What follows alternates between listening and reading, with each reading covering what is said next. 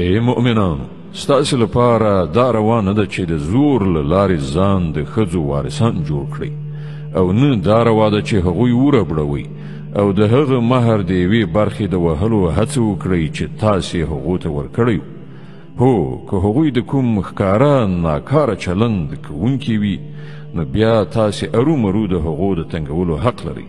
له هغو سره په ښه چلند ژوند تیر کړئ.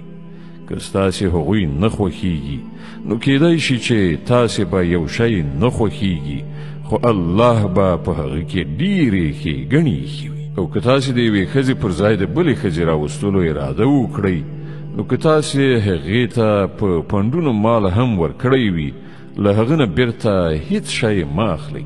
آیا تاسې په تور ټپلو او څرګند ظلم کولو هغه بیرته اخلئ؟ او تاسې به هغه په څه شان اخلئ؟ په داسې حال کې چې تاسې یو د بل سره په مینه اوسېدلي او هغوی له تاسې څخه پخه وعده اخیستې ده. او له کومو ښځو سره چې ستاسې پلرونو نکاح کړي وي، له هغو سره هیڅکله نکاح مه کوئ، خو څه چې مخکې شوي دي هغه شوي دي.